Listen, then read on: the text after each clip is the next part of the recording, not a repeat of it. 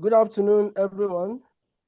Good afternoon. Good afternoon, sir. I have good afternoon, happy new month. Wish We you the wish you the same. same. I have the privilege of the convener Wish you the host and the organizing committee to reel out the profile of the presenter of the day in person of Mrs. Ayo Lawrence. Please permit me to read on. Ayo Lawrence. Ayo Lawrence is a beacon of empowerment and a seasoned practitioner in the realm of people and systems organization, known for her adept problem-solving abilities that pave way for personal and organizational contentment. Aptly titled the Queen of Premium Family Life Practice and hailed as a transformational coach, Ayo has carved a distinct niche for herself. At the heart of Ayo's accomplishment lie her certifications as a master practitioner of family systems engineering from the Institute of Family Engineering and Development, a certified life coach, NLP practitioner, and a cognitive behavioral therapist from the Academy of Modern Applied Psychology in Scotland, UK, and a certified emotional intelligence practitioner from the Priority Academy. Our expertise extends to mediating conflict, especially within families, as a certified mediator with specialization in family mediation from the International Mediation Campus in Germany. Ayo is presently taking certification in addictions and mental health from Feng Shui College, Ontario, Canada. All this to better support a growing clientele. With a professional background as a counselor, coach, and therapist, Ayo seamlessly blends her roles as an entrepreneur and a healing facilitator. She harnesses the power of neuro-linguistic programming, emotional intelligence, and family systems engineering to guide our clients on a journey toward clarity, healing, wholeness, and harmonious and balanced living. Ayo collaboratively orchestrates and spearheads a multitude of professional counseling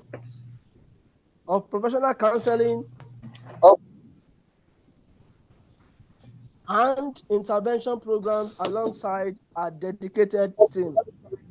As the co-founder, managing director, and leading consultant at L Cubed International Limited, Ayo's leadership resonates through a career that spans over 2 decades.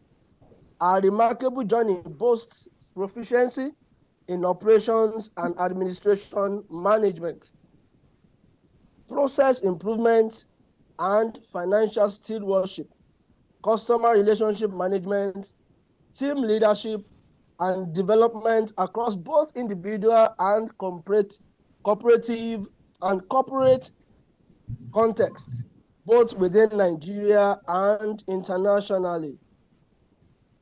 Amidst our numerous accomplishments as a family innovator, Ayo remains grounded in her devotion to the family and the home front, where one of our favorite things is to cook and home entertain. This made her to take a certification course in kitchen operations techniques at the prestigious Utali College, Nairobi, Kenya. Ayo's philosophy embodies the pursuit of a life-filled, multifaceted impact, leaving an indelible mark on the tapestry of time. Ayo Lawrence, a remarkable luminary, is married to Oluwafemi Bernard, and their union is blessed with 3 remarkable trailblazers.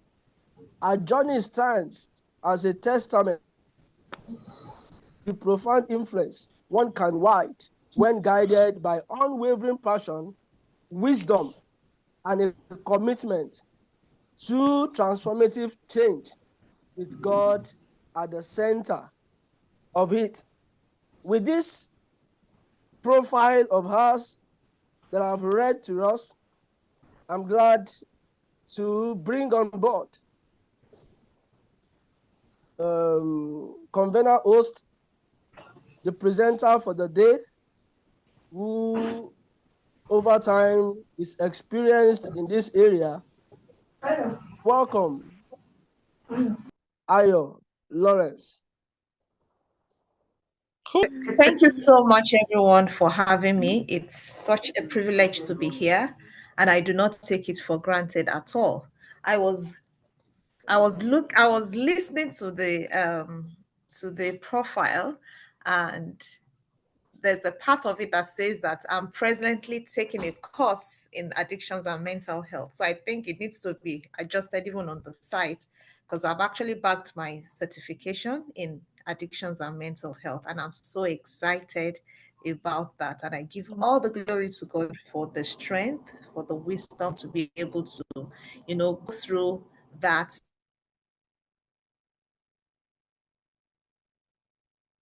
and come out. Thank you so much. So we are looking at a very important topic today. We are looking at personality types and conflict resolution strategies for organizational peace and harmony.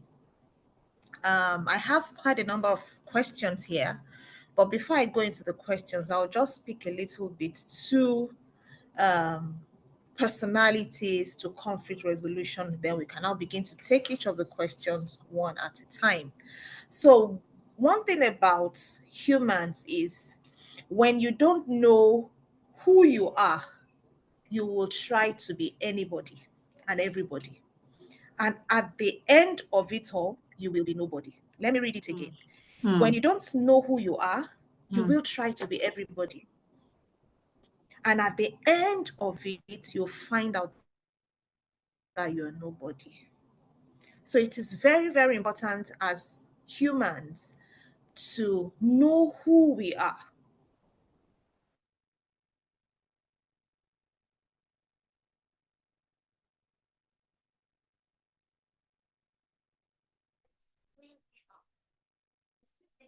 A little bit, we'll find out that, that is not the way things really are at the end of the day.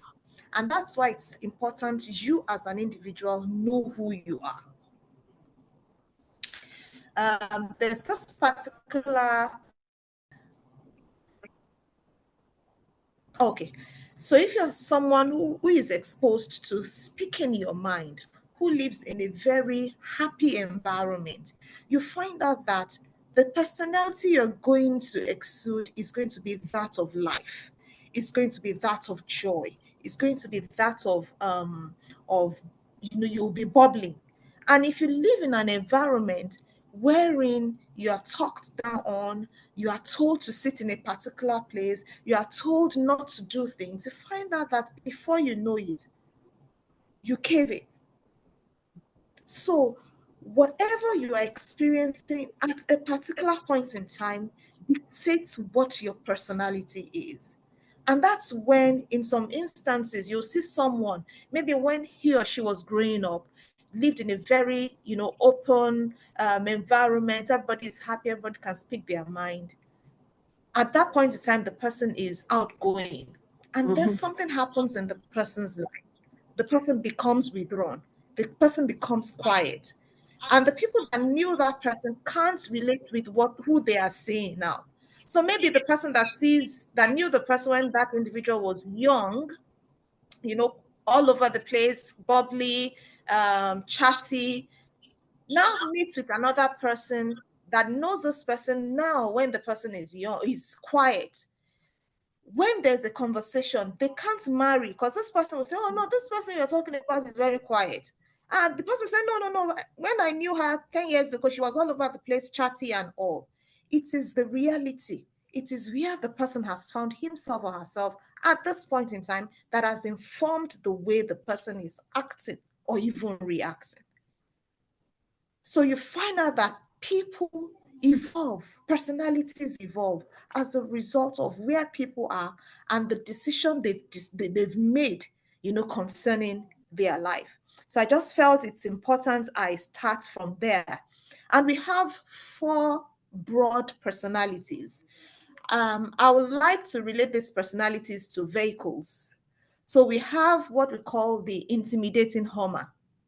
For those of us that are used to the other ways of classifying personalities or temperaments, we have the cholerics. So the intimidating Homers can be known as also the cholerics. Then we have the systematic Ford. They are the ones that we call the melancholics. Then we have the dependable truck. Those are the ones that we call the phlegmatics. Then we have the creative convertibles. Those are the sanguine. If you look at the various vehicles that we used in describing each of these personalities or temperaments, you can be able to see how it looks. So when you see a Hummer, when a Hummer shows up, you know that a vehicle has come, big, intimidating, just there, we are here, So those are the cholerics. Those are the people who are driven, whose work rate is very high. There are people who are very bossy, they just want things to be done. They don't mind how it is done. They just want to get results. Those are the intimidating hormones that we call the cholerics. Then we have the systematic faults. Those are the melancholics. They are very systematic. Let us do this. Let us do that. They have the tendency to be perfect. And we all know here that nobody is perfect. We're all work in progress. And one thing about the systematic faults that we also call melancholics is that because of that perfectionism tendency, there's a possibility of them not to extend grace to themselves. And because they don't extend grace to themselves, it's difficult for them to extend grace to other people. And all this play out in the workplace. So when you have an intimidating number that I said in the beginning, the person will just want to get the work done now. He doesn't mind the head of the people that are caught, doesn't mind the people that are trampled upon in the process. Just get this work done.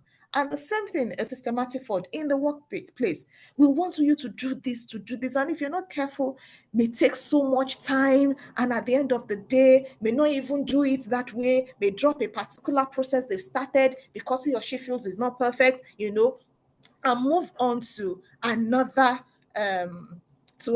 project. And if the care is not taken, that one may not be perfect, and at the end of the day, nothing may get done.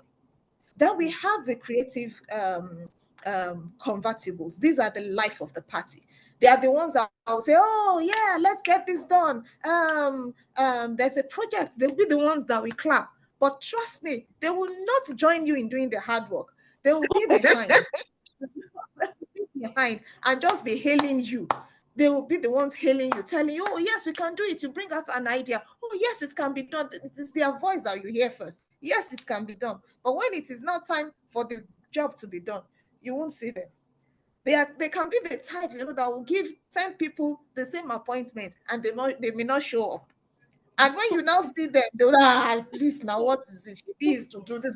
Don't worry, we'll do it at the last time. Then we have the dependable trucks. These are the phlegmatics. They are the ones who always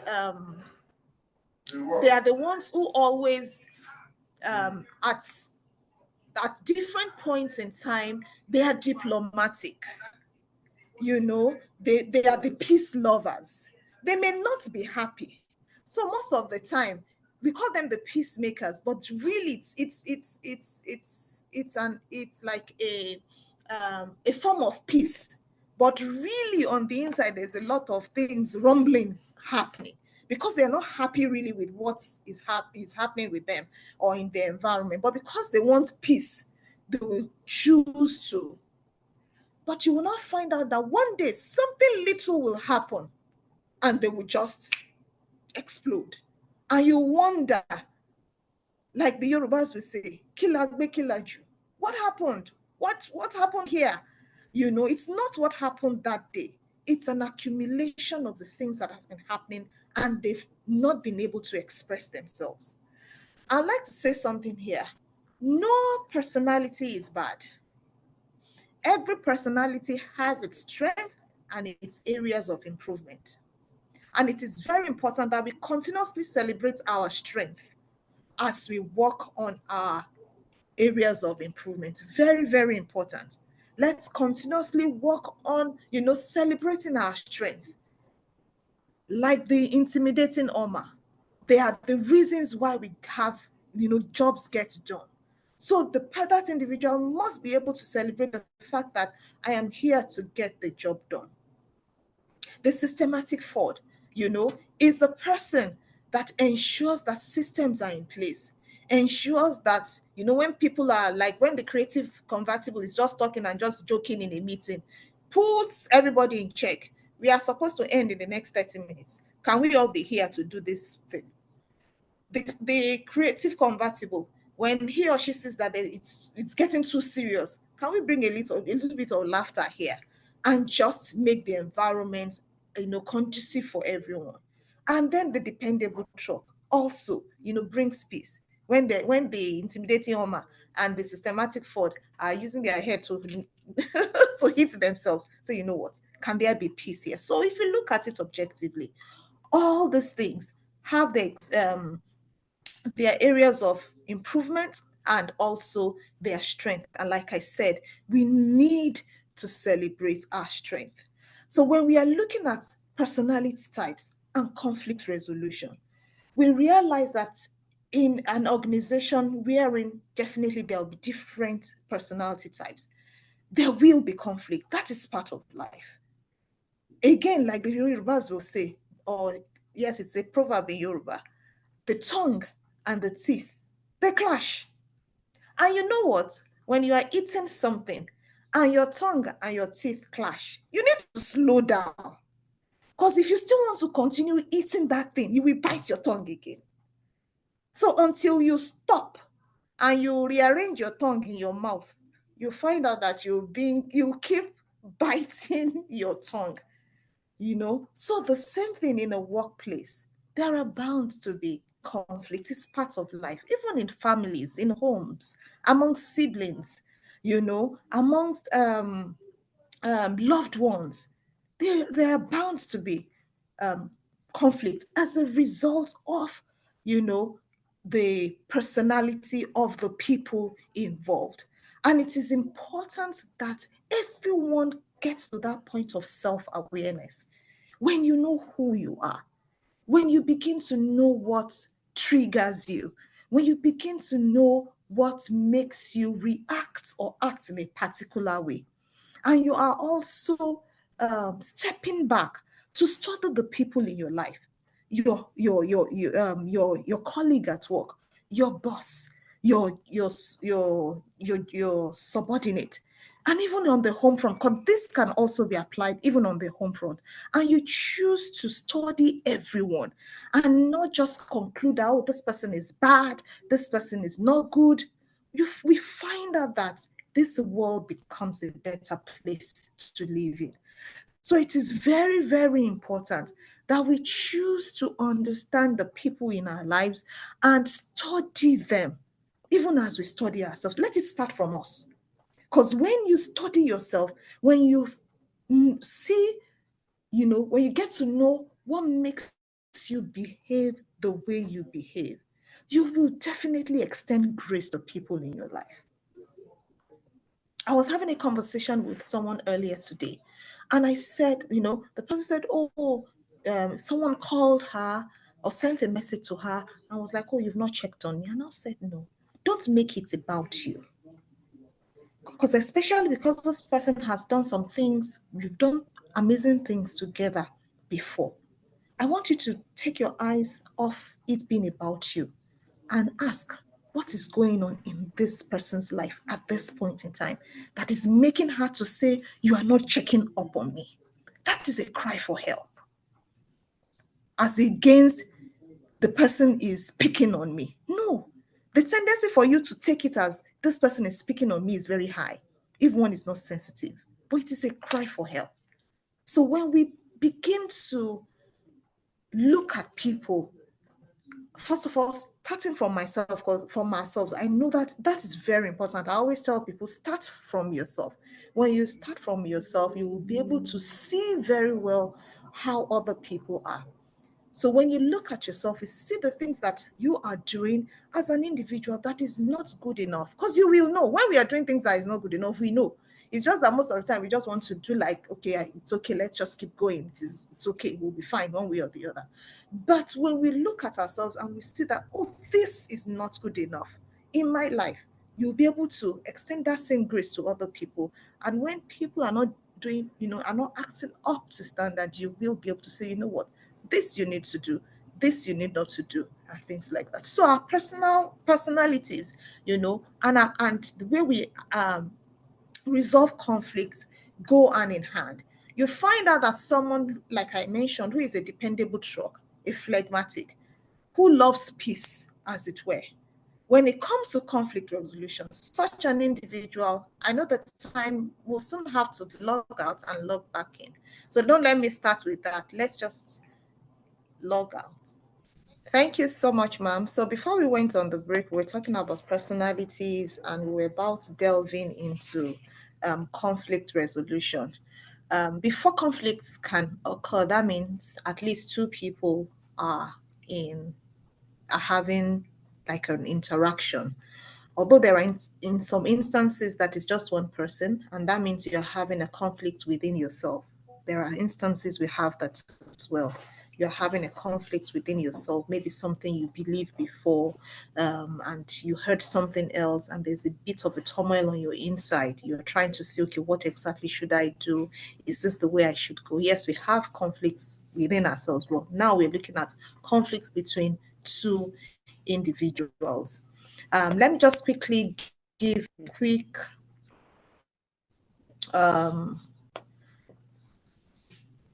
just hold on, trying to call up my slide, but I'm not going to share it. I'll just speak from it. Okay, good.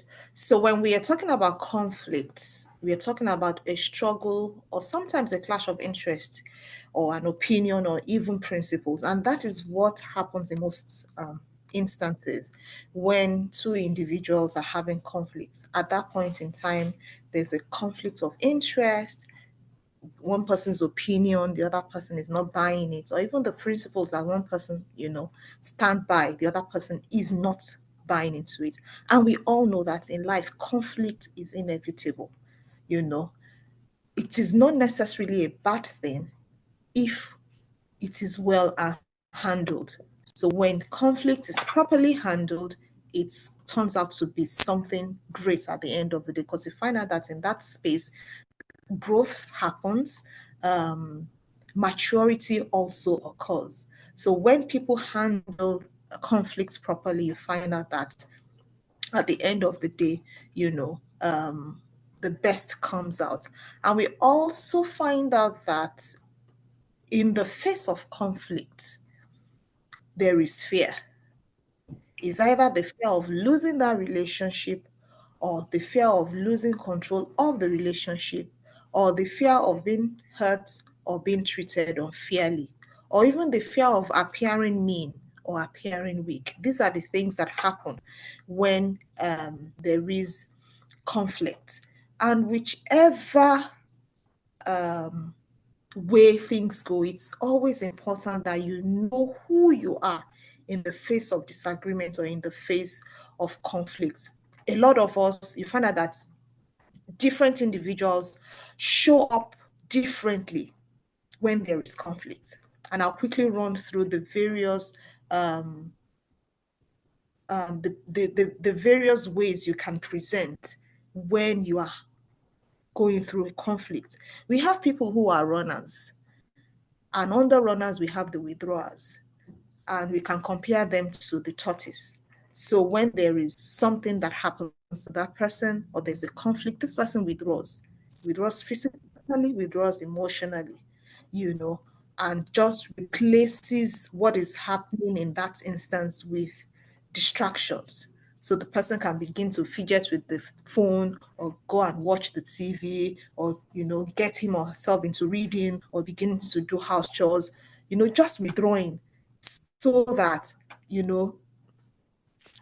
there will be that form of peace, as it were. Then we have another form. We have the deniers. These are the ostrich. They can be compared with the ostrich. So they also withdraw, but instead of replacing the situations at hand, with other distractions, they pretend that everything is fine. So, like the way the ostrich dips his head in the sand, that's what they do.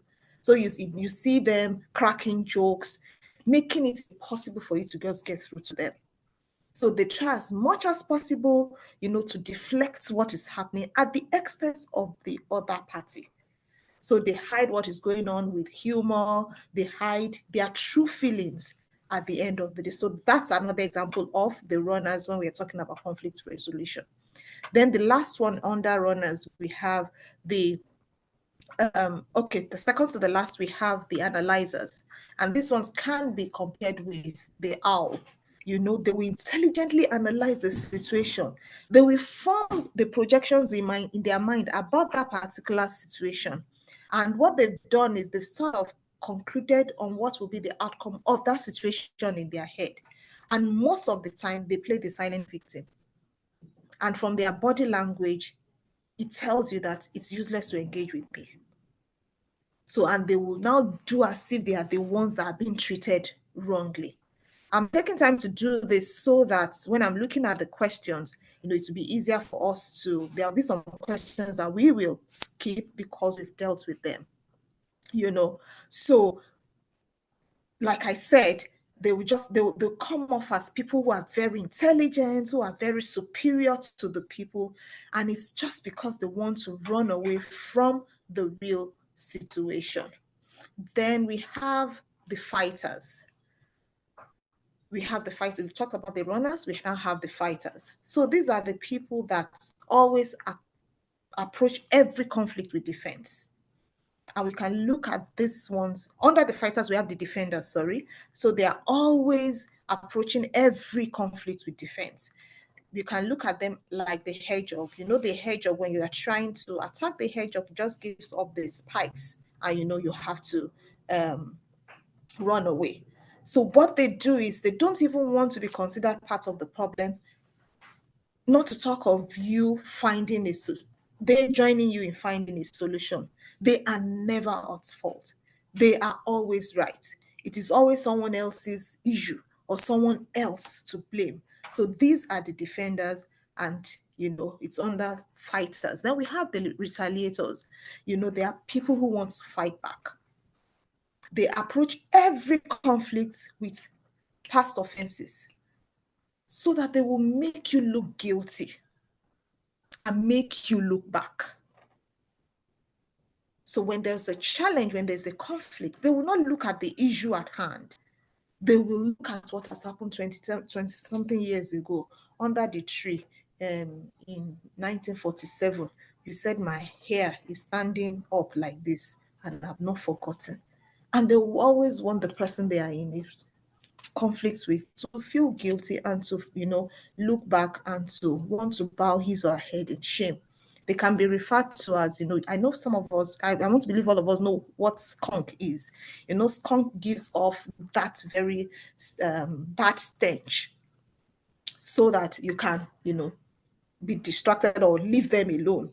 So they like to change the direction of the disagreement or the issue at hand in their favor.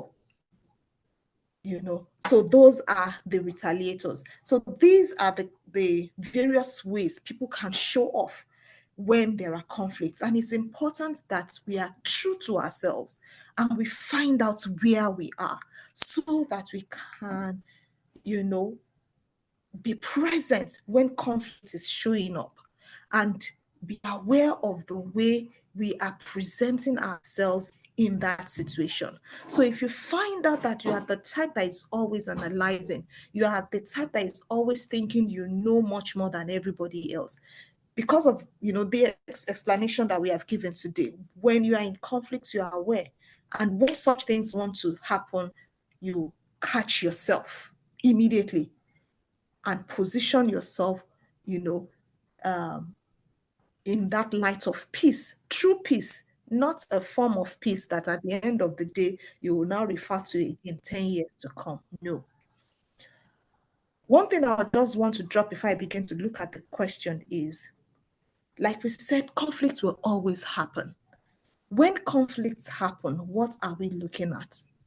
It's okay to have conflicts, but we need to know that we need to fight clean at the end of the day. And how do we fight clean? We have to be honest with the way we feel. We need to be able to know the right time to have a conversation. We need to be able to give love. And before you can give love to other people, you must first of all love yourself.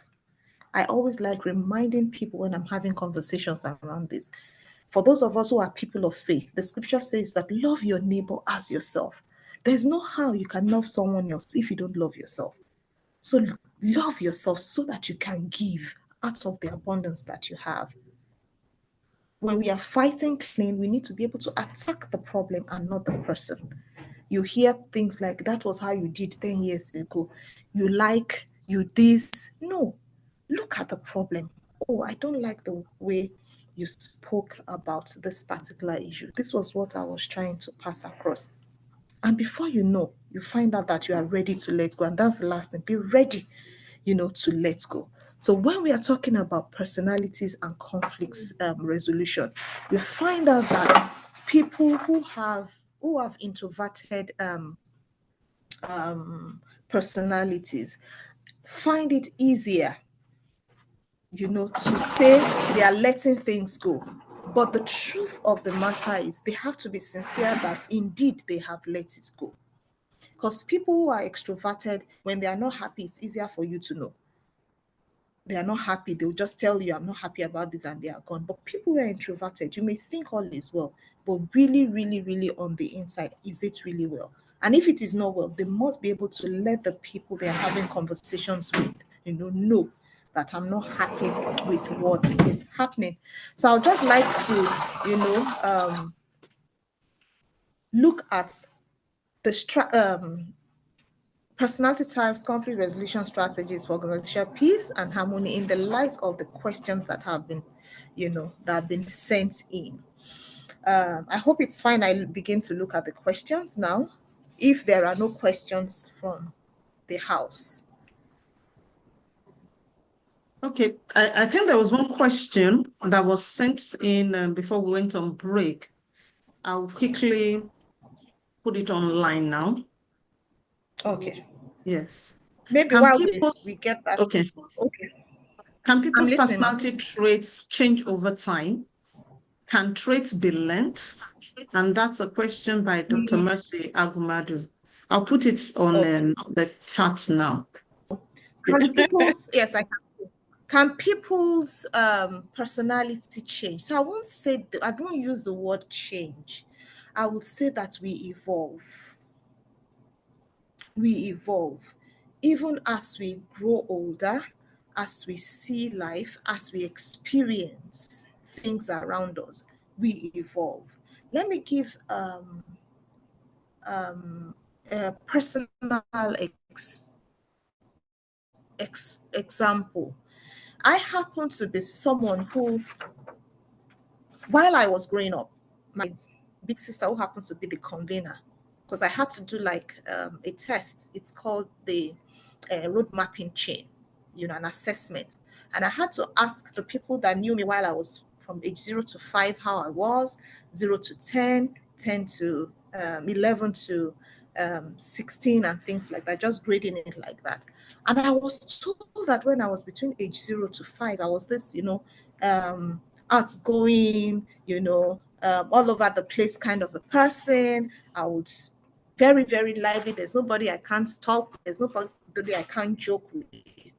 But when I was at the age of 5, I was diagnosed of a disease. And at that point, I went into my shell. And I took on that personality for a long time until I began to experience self-awareness and an evolution as well. So it is very, very important for us to know that we can evolve. And like I said, our personality is our personal reality. If you are the type that is bossy, that is brash, harsh, cross, you can actually, work on yourself. You can actually tell yourself, okay, this version of me, I'm not happy with it. I want to show off a different or a better version of myself. So we can actually evolve. So don't say because this particular person, this is who I will forever be. No. If you find out that this particular thing is not working for me, is not serving me, you can always make an adjustment. So I hope that has answered that. So let me quickly get into the questions. How do we handle conflicts arising from co-workers' selfish standpoint and disloyalty to the vision, mission, core values of our organization? So one thing I always tell people is you cannot, what you can control is you. And that is why it's important that there are systems and structures in place. When there are systems and structures in place, you are able to, when people are going off, you are able to apply the systems and structures that you have put in place to guide the individuals, such that if they are willing to, if the system, the structure in place will ensure that they stay within. And if they are not willing, to abide by what the system has put in place, the system will expunge them. There's no how. So the main thing is you be concerned with yourself, and because you can control what comes out of you.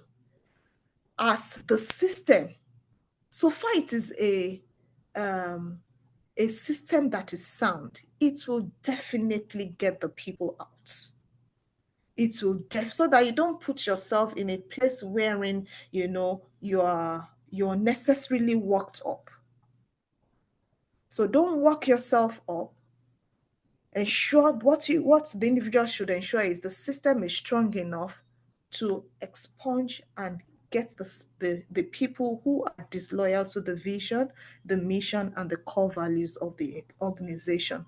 So I will say that let it just be you focusing on yourself. Yes, when the conflicts arise, like I said, have the steps that are highlighted, while talking about conflict resolution at the back of your mind.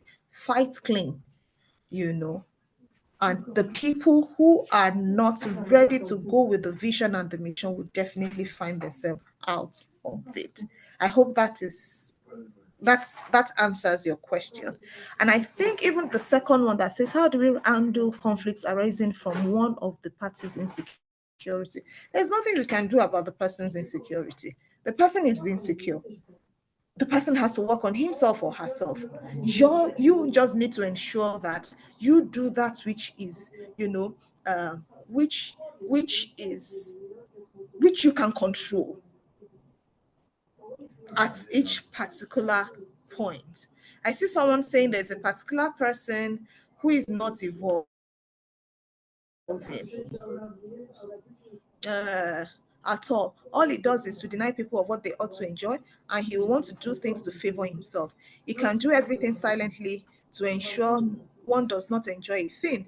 The past administration did without him, and is back one way or the other. How do you handle such a person? There was an administration that got him out of the system, and now he's back. Well, So for the system, one thing I always tell you is system is not emotional. If it is indeed a system, you cannot beat a system. Even if he finds his way back into that system, the system will expunge him at some point, you know. So you don't get so much into that person. Because if you're not careful, you lose your sleep, you are unhappy as well because of what the person, you can't, whatever you can't control, do away with it. Whatever you can control, just focus on it. You do your own work. Like you said, the past administration did away with him. So far, the system you have in place is strong. It is possible the system will get rid of him again. So let's focus on we getting better. Let's focus on we knowing how to relate with people, improving ourselves. You know, there's also a scripture that says, let your light so shine before men that they will see your good works and glorify your Father who's in heaven. You focus on yourself. As you focus on yourself, even those people that you think are that we see, not even think that we see, it's obvious that what they're doing shouldn't be. At some point, 1, 2, 3 of them can actually have a change of heart as a result of our own lifestyle. And that's why I'm hammering on refocusing on ourselves. When people see us, it encourages them to become better individuals. I see another question saying that it is possible for an individual's authentic self to be suppressed with organizational structures characterized by petty behaviors, da, da, da, da, da. In such environments, how can you navigate conflicts of interest and maintain personal integrity while seeking professional growth? So the first thing you need to make up your mind is, what exactly do I want? Because if you are in a place that you have to dim your light for others to shine, you need to rethink. You need to rethink. You need to rethink. If you need to dim your light, if you need to shrink for others to shine, there's a challenge. And if you happen to be a person of faith, I will encourage you to go back and seek God. Am I really supposed to be here? So if you're supposed to be there, you shouldn't be, your light should not be dimmed. Your light should not be dimmed. Politics, tribalism, you know, whatever it is in almost every place. You have to be able to make up your mind, what do I want?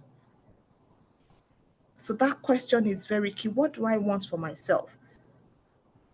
And if you are meant to be in that space for a season or even for a long time, you have to be able to, you have to be sure and also be able to find a way to work with the people in that system without losing yourself. Because you can't afford to lose yourself because you want other people, you know, to be okay. No. You can't afford to lose yourself. So it is possible for you, it is important for you to be able to say, this is what I stand for. This is who I am. We know that conflicts happen from time to time. I'm not trying to pull you down. I'm not trying to make you feel less than who you are, but this is who I am and this is what I stand for. I'm not, you know, speaking down on you. I'm not backbiting. If you see me here, this is who I am. If you see me there, this is who I am. So I think it's for you, like you said, to just remain authentic. Let people know you for who you are. And when they do know you for who you are, there are some things they won't bring to you. There are some things they know you won't take. And if peradventure, because of the politics or whatever they are doing, maybe at some point they say, oh, we want this person to leave. The truth of the matter is, permit me to use this word, it is their loss. It is their loss. Because wherever you go to, it's going to be, you know, a place where you can thrive and you can consistently show who you are, even in God, as a child of God. Okay, so let me go back to the questions that I have. How do you handle a co-worker whose communication style is unrepentantly direct? If this person is someone that listens, you can have a conversation with the person. But if the person doesn't listen, there is nothing you can do. There is nothing. You just focus on yourself. I think most of the time we are concerned about that person, that person, that person. You know, there are some instances you can't just do anything. I just have to leave that person to go through life and the consequences that comes with his unrepentant direct communication style. Yeah, you know, so if the person is open to listening, fantastic. But if not, really there's nothing you can do, you know, because such an individual, you can't control, it's outside of you, but you can control your own environment on the inside. How do I manage a difficult staff? What do you mean by a difficult staff? I want to assume, because the person may not be here, I want to assume maybe the person comes late, maybe the person does not do what he or she's meant to do, maybe there's a deliverable he or she's meant to, you know, get done and does not get it done. And that is why it is important that there are systems. I'm someone who is given to so much systems, because if you are supposed to put in a report on maybe on the 20th of every month so that the next person can do whatever he or she has to, and you're always bringing it the first of every month, it's very easy. It's obvious. People can see that you're not doing what you're supposed to do. And the next thing is let the system take its course. So there's no story. You come in late, you're supposed to be at the office at 9, you're always coming in at 10. You're becoming a difficult staff. And definitely there's signing. It's obvious. So maybe it is first warning, second warning, then they give you written warning or verbal warning or whatever, and before you know it, you're told to leave. So everybody will always, you know, reap the reward of whatever we engage in. So if you have a difficult staff, and I'll try to give an example of, you know, the various things that I feel the ways people can be difficult. These are the things you just let them know. We want to, most of it, or in some instances, I found out that we want to change people. We can't change people. And that needs to sink. You can't change people. People need to come to a point wherein they see a need for, you know, a change in their lives and, you know, evolve and become better individual. But we trying to see that maybe we say something or we do something, we are just trying to manipulate, and it doesn't work most times. People will just, you know, listen to you or go with you for a season because it didn't come from them. They will revert back and be whoever they want to be. So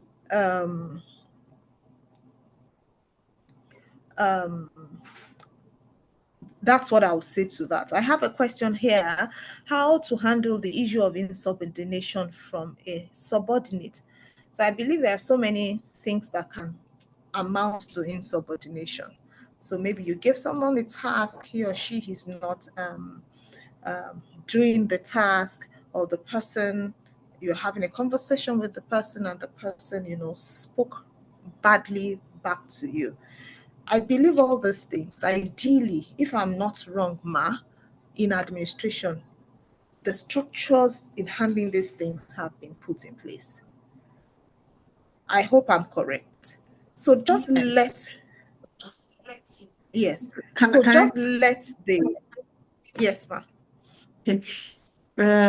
Yes, sometimes the structures are put in place, but sometimes also we have leaders who abuse the structures. And that, in most Okay. cases, is where the challenge comes from. The convener has said it, you know, So ideally, the way to handle insubordination is already written in a proper establishment. So how do we, even as leaders, go through that process such that we are able to even help our subordinates to be in check at the end of the day?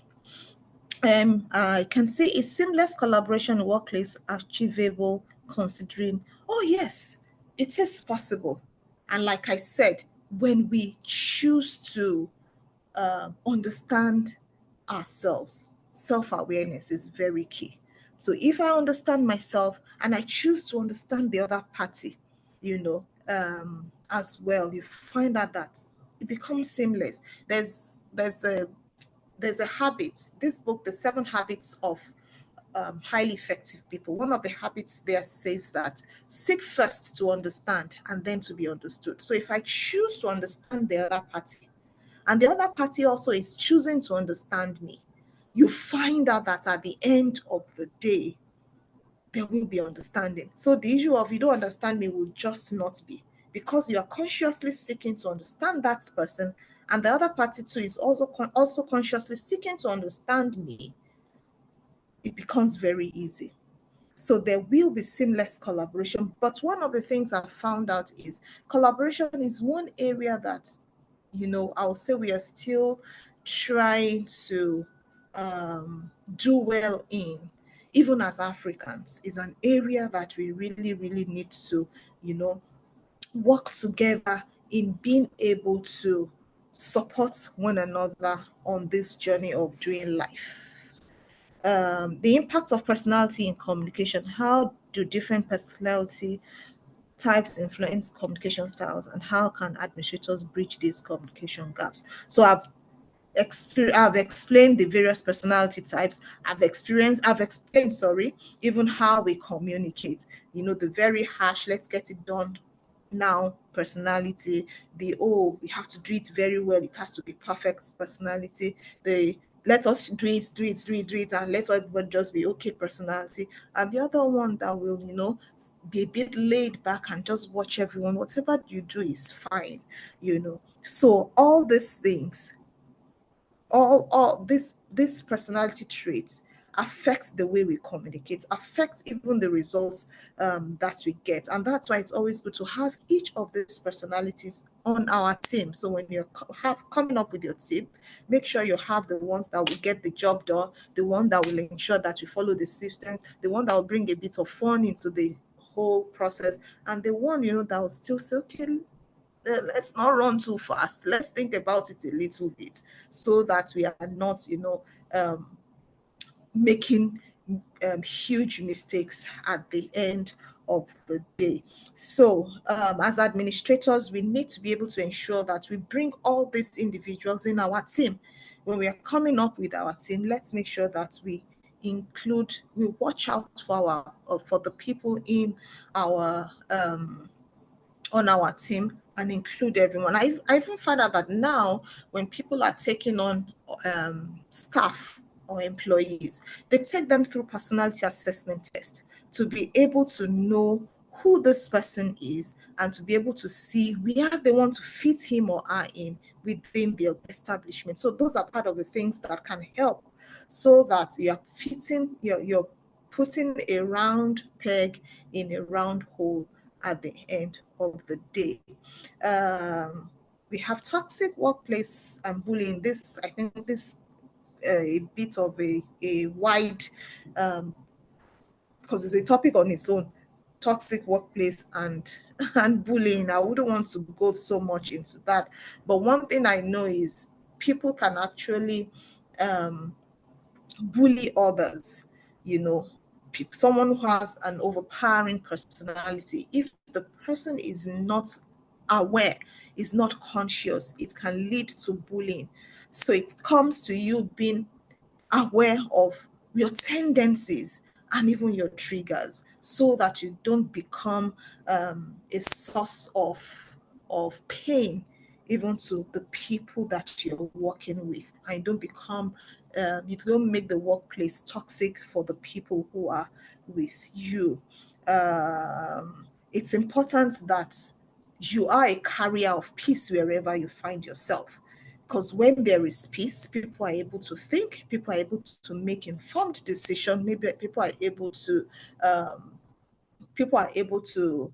make informed decision in that serene environment. So it's important that an individual makes up his or her mind to be, a carrier of peace wherever he or she is. We've talked about the personality types. We've talked about the impact of personality on teams. We've also sources of conflict. So conflict can come in different ways. You have a project you're working on, the way you're seeing it is different from the way another person is seeing it. There is conflict of interest. There is someone's priority is different from another person's priority. So these are the things that can cause conflict in in organization. Okay, let me go on and check this other question. Can we trust the system in this area of fear of being replaced by robots in our administrative task? I'm worried about how it will affect peace and harmony in the organization. I think. Excuse me, please. Excuse me, please. Okay. Can we take it Yes, after the ma'am. break? It looks like we have just about 1 Okay. minute to go. Okay. Yes, we have just about 1 minute, 15 minutes to go. So I don't know if we just want to end it here and then Okay. reload. Or Okay. do we want to, or do we want to wait for it to, maybe that was why we No, had that issue the other time. You can end it. I Okay, think and you then can relog it. end it. Yes, you Okay. can end it. Okay, so ladies and gentlemen, we end the meeting again and then we'll relog in. I'm sure that after the third relog, we'll be done with this meeting and we'll be able to call it a day. Thank you so much for staying with us. It's been an exciting time. Thank you so much. It's so great to be back. We'll try and put everything we have remaining in this last session. The question I have here is, can we trust the system in the era of fear of being replaced by robots in our administrative task? I'm worried about how it will affect the peace and harmony in the organization. The first thing I will say that you continue to up your game. You continue to take courses, take certifications that will make you to be indispensable, as it were. Because we can't say because we don't want things to be done quicker, faster because of an individual, we wouldn't do that. It is you that you'll continue to see, how can I evolve as a person? You may even need to port from a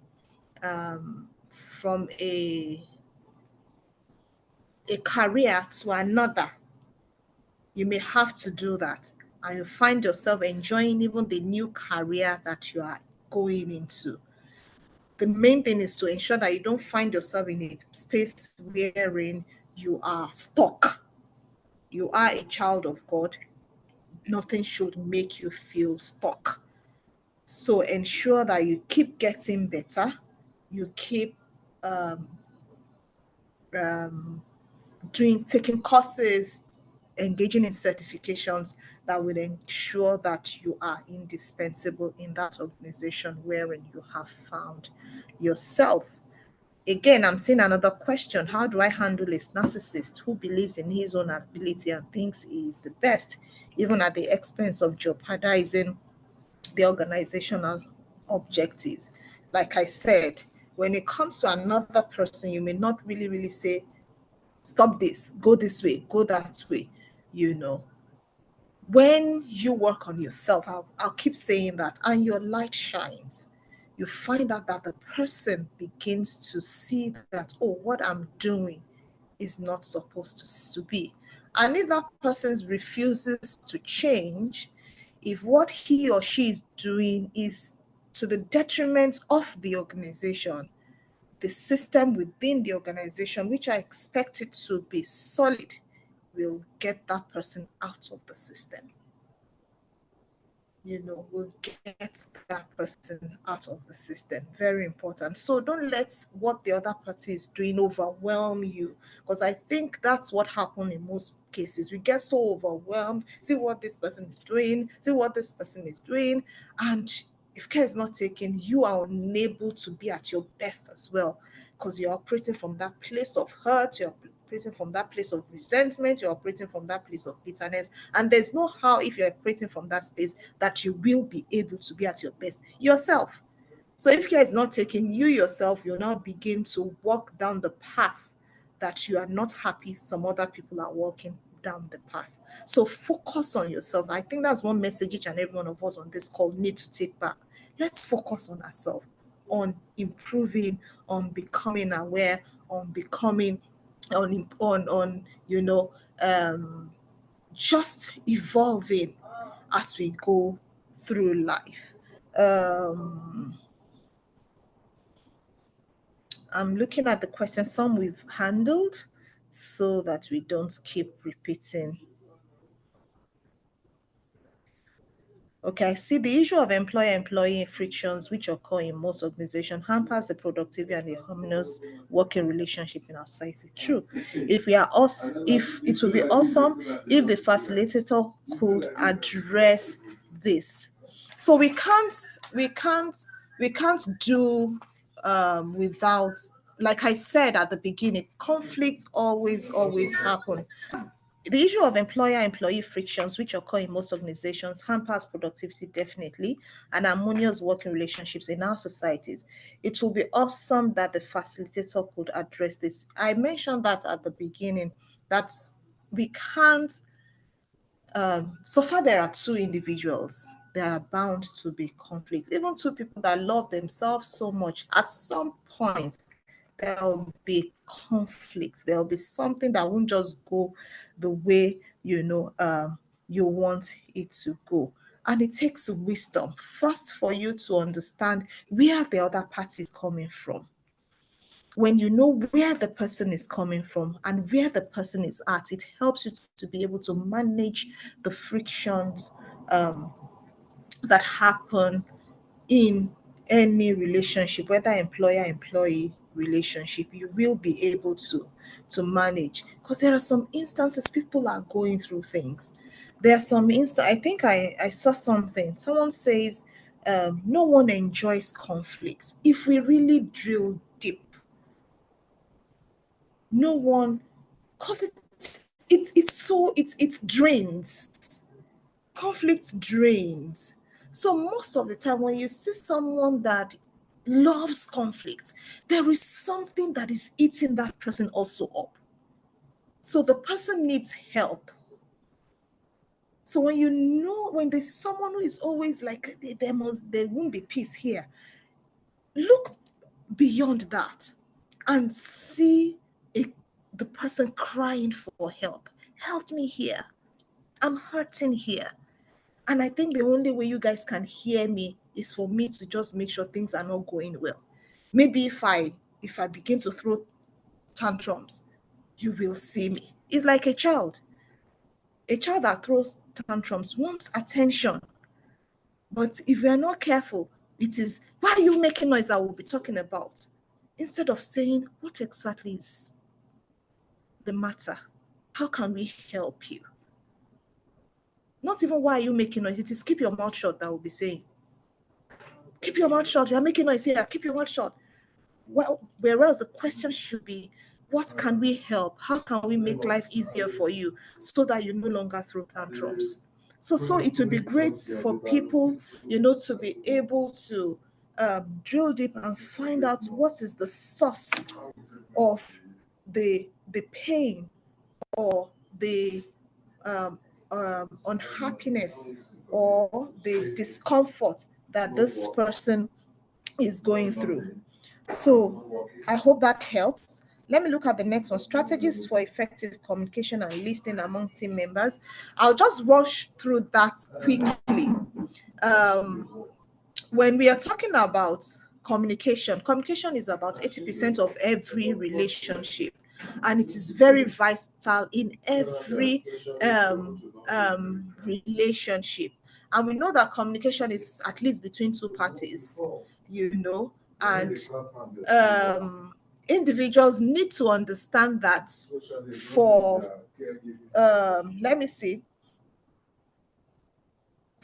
there to be effective communication, people must learn active listening.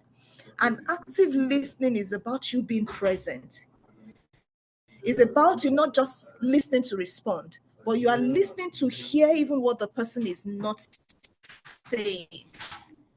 So you are there, giving attention to even the unspoken words. So it is very, very important that when you're having communication or conversation with people, you are present, you are there. You are not just waiting for the person to finish so that you can say the next thing, to the person. You're not just, and the person who is speaking also, you're not just saying, oh, he's just talking whatever he or she wants to say. You are listening. And when you are listening, you're also waiting for a feedback. So the person speaking is waiting for a feedback to the person who or she is speaking to. So it's a two-way thing. You are having conversations, you are clarifying, you are reframing, you are rephrasing. Those are the elements of effective communication, so that at the end of the day, there is no miscommunication, which leads to conflict. So for instance, we know that communication, there are so many things that are in communication. We have our tone of voice, we have our body language is part of it. So if peradventure you are having a conversation with someone and the person speaks in a particular tone, and when you got that tone, you didn't settle well with you, for there not to be conflict, you need to clarify. Or else, if you take that, the tone with which you heard and the understanding you got from that tone, if you took it like that, you find out that if care is not taken, the two of you can become conflicted because you think the other party does not have your interest at heart. So it's always good, to clarify. When someone says something, you can repeat to be sure that you are hearing the same thing and you are picking the same thing. And let's not, when there is conflict, let's not pretend that there is none, because it doesn't go away. When you are hurt, it doesn't go away. Speak about it.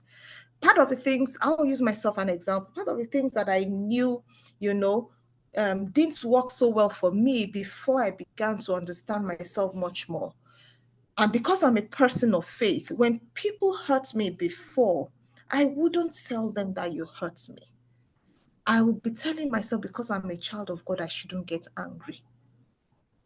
And the thing is, over the years, those things didn't go away. So it's, in most instances, it's generated from, it degenerated from the fear of, oh, if I tell this person this is what you have done for me. It now degenerated to anger because the person keeps, or the people, keeps doing the same thing over and over again. And then it now degenerated to resentment. So what should have been handled at the beginning was not handled because of what I feel people will say about me. So, having that outer look of, oh, she's peaceful, everything is okay, she does not get upset with anyone. But inside of me, I was torn because I couldn't really express myself. But as I matured and as I exposed myself much more, I realized it was important I let people know, you've done this, I'm not happy with it. And I'm not telling you because I want to make you look lesser than who you are, but I'm telling you because I know that if we are able to talk about this thing, we'll be able to deal with it, and there won't be any animosity or any bad blood. So it is very, very important that we are able to effectively have conversations, talk about what we are not happy with the people in our lives, so that things can be better. And we know that in communication, trust, understanding, and openness, vulnerability can't be overemphasized when we're talking about communication. So these are the things that we need to put in place, when we are having conversations with the people in our team. Let them be able to see us authentic. Let them be able to see us that we are not even putting up a front. Let them be able to know that, oh, my boss, these are the things that make my boss unhappy. So it is not that you are smiling when you're really unhappy and you are not having conversations with someone else that someone did something and the person does not even know that you are not happy with what you have done. So in the workplace, it is important that we are authentic. It is important that we are real. It is important that we are vulnerable. It is important that, our tone of voice and the use of the words and even our non-verbal expression show where we are at each point in time, so that the people we are working with can quickly pick that, oh, what I've done is not acceptable. I need to make necessary adjustments. I'm looking at the remaining few questions dealing with this about your work. So if you have a superior, okay, so there is a book, I think it's called The 48 Laws of Power.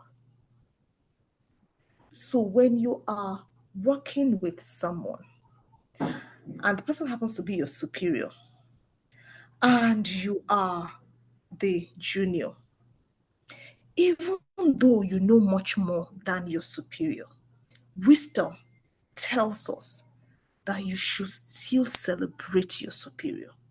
Very important. It doesn't mean you are dimming your own light, but you are doing what? You're celebrating your superior. Because when you do that, they will always, always push you forward. But if you're presenting yourself in such a way that you know much more, even though really you know much more, but you're making it so obvious that you know much more than your superior, it's a recipe for disaster. So if you love that space wherein you are, and you see future in that place wherein you are, celebrate your superior. Celebrate your superior. Because the truth is, they will know that you know much more. But because you are constantly giving honor to them, they will not see you as a terror. But when opportunities open up, they will always push you and showcase you, because they know that you constantly and consistently honor them. So I think I will wrap it up on that note. The other questions, we've talked about them one way or the other. Someone talks about flexibility. Someone talks about, I can see empathy in the workplace. Very important. You must be flexible. You must be empathetic. You must be respectful. You must be able to know, when to stop and when to, keep pushing. And on the whole, I would just like to say that wisdom, is very, very important in wherever we find ourselves, because wisdom lifts up. When we are wise, we are able to stand, before kings, before people of authority, because we carry ourselves, with humility, we carry ourselves with dignity, and people will always be willing to associate with us. So I think on that note, I will wrap it up. Thank you very much. Thank you very much. Thank you very much. Wow, wow, wow, wow, wow, wow. Thank you, thank you, thank you, thank you, thank you, thank you very much, ma. Dear facilitator, I Mrs. saw Ayo. something. I All right, saw ma. something here. I saw a question. It says, what if the other party isn't just ready to create an? There's nothing you can do. If the person is not willing, there's nothing you can do. Because the person is not just willing. Because it's like you taking a horse to the stream. If the horse does not want to drink the water, the horse does not want to drink the water. There's nothing. And what's just coming to my mind is I'll use another scripture. The Bible says that the heart of kings are in the hands of God, and he turns it wheresoever he wills. So when we have we have people like that in our space, let's take them up in prayers, because that actually shows that we love them. That actually shows that we are not just interested in the conflict at hand being resolved, but we're interested in their life, because individuals will be doing the same thing with other people that they come in contact. So you're actually interested in them. So if they choose, if you know they are not ready for conversation, there's nothing you can do. But there's someone that created them. Talk to that person that created them, to reach out to them and to minister to them in a way that they will be able to understand and make necessary adjustment. Thank you so much. I think that's the only question I missed out in the chat. Yeah. All right. Thank you very much once again, ma. We deeply appreciate you for the unique delivery. Sincerely, it is top notch.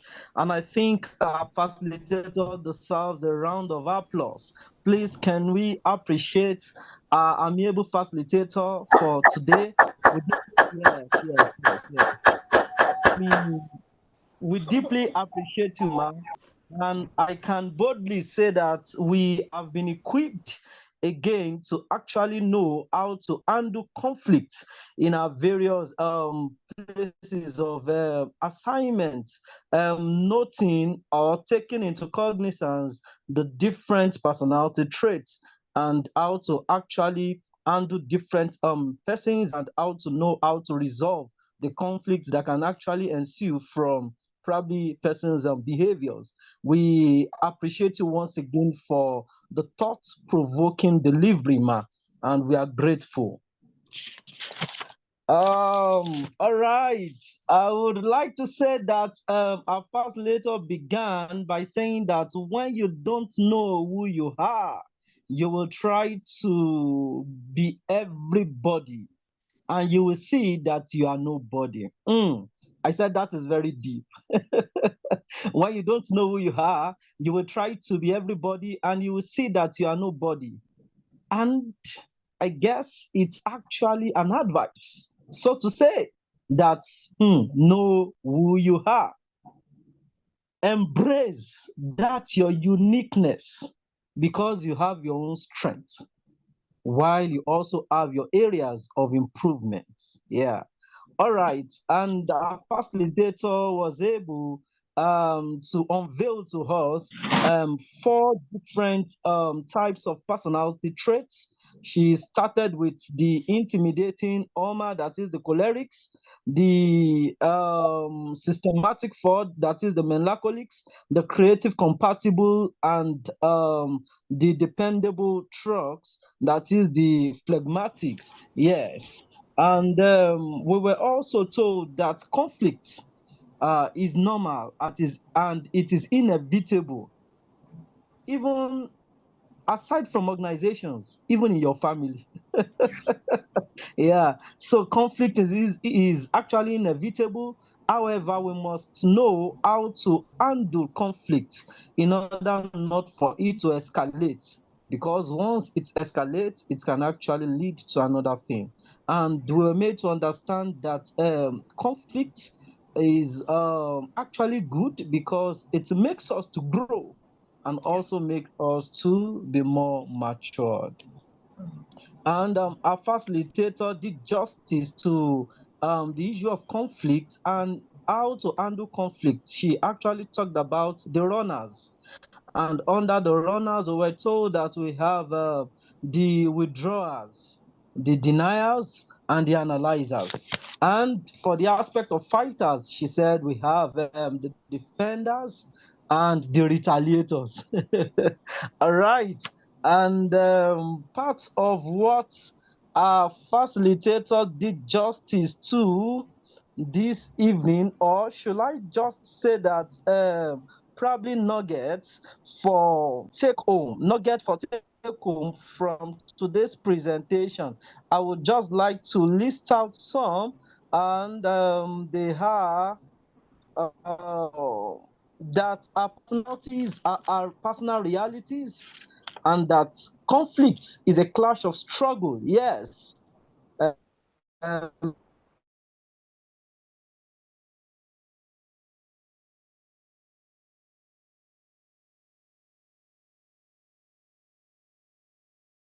Really a bad thing if it is well handled, and that we must learn how to focus on ourselves, and that we cannot control our environment within and around, that you can control your own environment within and around you. However, we cannot change people. Probably I should wrap up this way, that always celebrate your superior, even if you know much more than your superior, because this can actually cause conflict, if I can add that. Because if you don't honor your superior, despite the fact that you know more than your superior can actually show you the way and make you actually look like a non-entity. Yeah, celebrate your superior. When opportunities show up, they will always showcase you. Be loyal and be respectful. I think on this note, let me draw the curtain. And once again, we appreciate you once again. Dear facilitator, you have actually proven to us that you are indeed a professional. Yes, you are indeed a professional, and you've done justice to the topic that you were given. Once again, can we give a round of applause for our Thank amiable you. facilitator? Welcome. Thank you very much for that. Thank you very much. Because of our time, I would like to welcome our host and convener, the host and the convener of the administrators of Princess Adefunke Fola Oyinloye, for the word of appreciation. Thank you. Wow, wow, wow, wow. Where do I begin to start from? It's been a very, very eventful evening. Can we all hear me, please? Yes, Can we we can hear hear me? you. Oh, okay. It's been a very, very You can. eventful evening, afternoon, and I don't know where we'll begin to say a very big thank you. So, our dear facilitator of this afternoon, of today, the queen of premium family life, Mrs. Ayo Lawrence, for doing justice to the topic that we presented to her.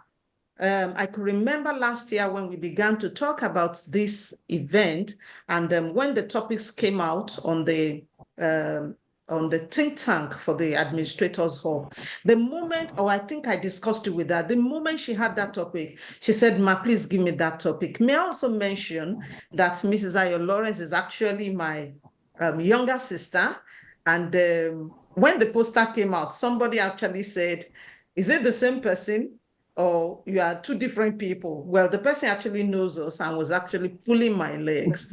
She's my younger sister. And the moment, we spoke about it, she said, "Please, ma, let me take this topic." That was last year. And I'm so excited about the delivery of the topic that we have had this evening. Thank you so much, ma'am, for being a blessing to her. Let me also note this on a personal note, that even though she's about 9 years younger than I am, she's actually my own personal coach. When it comes to this issue, she's the one that I speak to, and I call her my connect to our generation. I have other people who are my connect to other generations, but to our own generation, she's my connect. And I want to deeply appreciate her this evening for being such a blessing to her. I've learned a lot of things. I'm sure that so many people here too have learned so many things that will go ahead and work with after now. Because of our time, I wouldn't want to take too much of our time, with my appreciation, because even if I continue and continue and continue, I will not be able to complete. And Zoom is already giving us a cue, as it is, as they are wont to do. So I won't let them throw us out this time around. Thank you so much, Mrs. Ayo Lawrence. And I pray that God will replenish Thank you, your source of wisdom and your source of knowledge and your source of understanding, and keep making you a blessing to the world. In Jesus' name. Thank you so much, and thank you so much for being with us.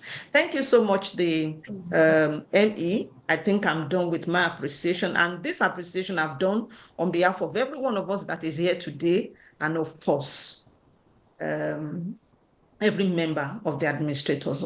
Thank you so much, and God bless. Thank you Thank very you, much. Ma. Such a pleasure to. Thank you. Thank you. Thank you very much, the host and the convener, once again, and also to join my voice with that of the host and convener to appreciate all participants of today. And I believe it won't be out of place if we close this particular training session with prayers. So please, can we pray? Father, we thank you for today. Thank you for the knowledge that we've been able to garner again today. And we appreciate you because we know that the knowledge that we've been able to get today would actually help us to be better off in all of our assignments. And it will spur us to indeed be able to resolve conflicts in our various life endeavors in the name of Jesus. Because you continue Amen. to equip and engage the facilitator, Mrs. Ayo Lawrence. You continue to make her to impact our world positively, and um, you will continue to help every member of the administrators up to long live the administrators of, long live all the members of the administrators of. Thank you, Abba Thank Father, you. for answer prayers. In Jesus' name we have Amen. prayed. Thank you. Thank you Thank so you. much. We appreciate you for your time. Thank you. Thank you so much. Thank you. Bye. Thank you, Bye. everyone. See you. Bye. See you next month as we delve into service delivery. Thank you. Bye. Thank you. Bye.